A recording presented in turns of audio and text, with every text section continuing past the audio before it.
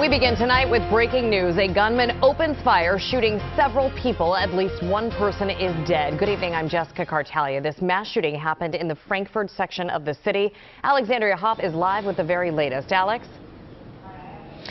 Well, Jessica, this is a very frightening scene, and we can still feel the effects of the neighborhood reeling from the gunshots that poured onto this roadway.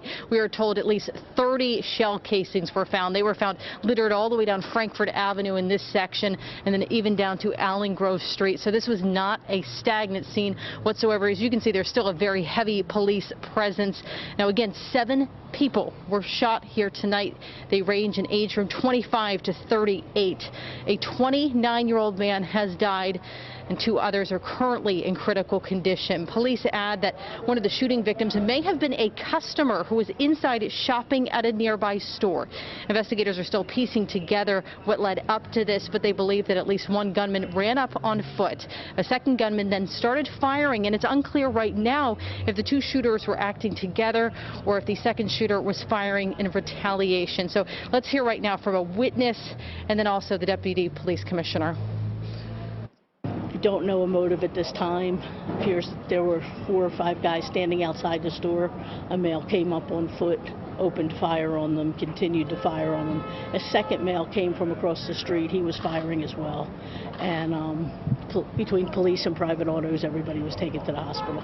It's very early in the investigation, but we have over 30 casings found at the scene, so there was a lot of firepower going on here. I can't make sense of it. I wish I had the answer, because I would not only use it here but give it to every other department that's struggling with this, because we always want to talk about numbers and look at numbers and numbers and numbers, but every one of these numbers is somebody's family member. Every one of these represents somebody who didn't come home tonight, and we're extremely frustrated and extremely saddened. I mean, none of us want to come out every day and see some of the horror that's committed on our streets.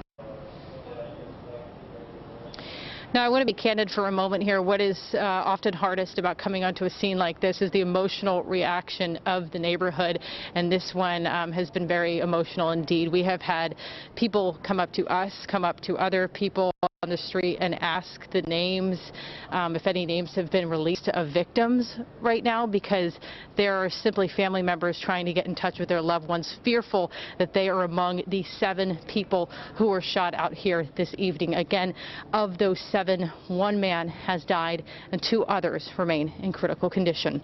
Reporting live for now from the Frankfurt section of Philadelphia, Alexandria Hoff, CBS 3 Eyewitness News. Yeah, Alex, it's hard to fathom what they're thinking at this point. Thank you so much for that report.